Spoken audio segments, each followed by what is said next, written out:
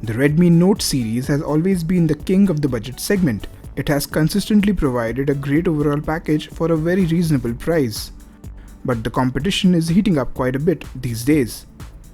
Here we have the Redmi Note 8, and in this video we'll find out whether the Redmi Note 8 still deserves the budget king tag or has the competition finally caught up.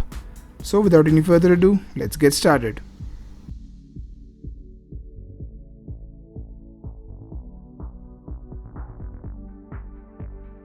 Starting with the design and build, this phone really impresses. You get a chrome-plated plastic frame and Gorilla Glass 5 protection on both front and back, which feels quite premium. The dimensions and weight are also quite manageable, making this phone comfortable to hold. All this hardware is covered by P2i nano coating, making this phone resistant to water splashes and rain. And the 4 available colors also look great and make this phone very attractive. In terms of display, this phone has an amazing display for the price. It is a 6.3-inch Full HD Plus IPS LCD display which provides lively colors and also good sunlight legibility thanks to its 500 nits of brightness. You also get wideband L1 support to enjoy your favorite Netflix show in Full HD glory. In terms of the single bottom firing speaker, it gets decently loud and also provides good audio quality. The earpiece is also good and provides clear audio even in noisy environment. And lastly, the audio output via the 3.5mm audio jack is also really good and gets even better with Mi Sound Enhancer. In the camera department, this phone is a massive improvement compared to its predecessor.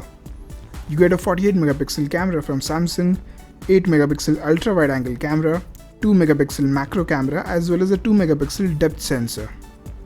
The front camera is a 13MP shooter. As far as the image quality is concerned, it does a reasonably good job in most situations. The ultra wide angle camera is also pretty good and sometimes offers better dynamic range compared to even the primary shooter. The macro camera can get really close to the subject without losing focus, but the image quality is strictly okay. In medium to low light conditions, the night mode takes care of things. But in extreme low light conditions, this phone struggles, and this is where Gcam comes to the rescue. The kind of shots you can take with this phone using Gcam is simply unbelievable at this price point. When it comes to selfies, again this phone does a decent job on its own, but with Gcam it just goes to the next level. In terms of video, this phone is capable of 1080p videos at 30fps with EIS or 4K videos at 30fps without EIS. So overall in the camera department, this phone truly shines thanks to its versatile camera setup and insanely good results using Gcam. Coming to the software, this phone is currently running on MIUI 11 based on Android 9 Pie, but the Android 10 update should be available pretty soon. As far as MIUI is concerned, it is a very feature-packed UI with features like full customization with themes and fonts, dark mode, one-hand mode, a dedicated gaming mode, scrollable screenshots, screen recording, call recording, app lock, and so on. But it also brings along irritating ads, which is a bit disappointing. Performance is an area where there isn't much improvement compared to the Redmi Note 7. The Snapdragon 665 used here is more or less on par with Snapdragon 660 used in the Note 7. However, Snapdragon 665 is much more efficient compared to Snapdragon 660.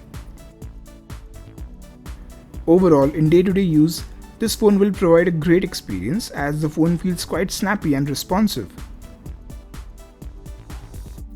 But as far as serious gaming is concerned, this is not the right phone for the job. You will be better served by phones having Snapdragon 710 or above. Still, you can game at low to medium settings at decent frame rates with this phone. In terms of multitasking performance, you get up to 6 gigs of RAM, which is more than enough for most users, but MIUI limits the number of apps you can have open in the background to about 10 to 12 apps in order to save battery. Speaking of the battery, you get a respectable 4000 mAh battery inside, which can easily last a day of medium to heavy use with 7+ hours of screen on time, which is really good thanks to the more efficient Snapdragon 665 chipset used here. In terms of charging speed, you get an 18-watt fast charger included in the box that can charge this phone from 0 to 65% in 1 hour and full 100% in under 2 hours, which is pretty good at this price point.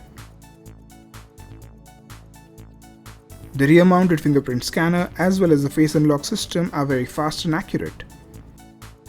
However, the fingerprint scanner is a bit smaller than usual. In terms of extra features, you get an IR blaster making this phone a universal remote. You also get a triple slot SIM tray with dedicated microSD slot. There is also a small notification LED. And last but not the least, you get a USB Type-C port which is reversible for convenience and the future of all ports. The Realme 5S and Vivo U20 are the closest rivals of this phone. While the Realme 5S offers similar camera setup and performance and bigger display and battery, it disappoints in terms of lower resolution display, plastic back, micro USB port and no fast charging.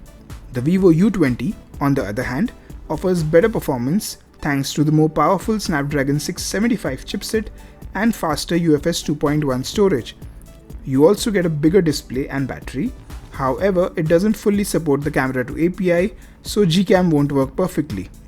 The back is also plastic here, and even this phone comes with an outdated micro USB port.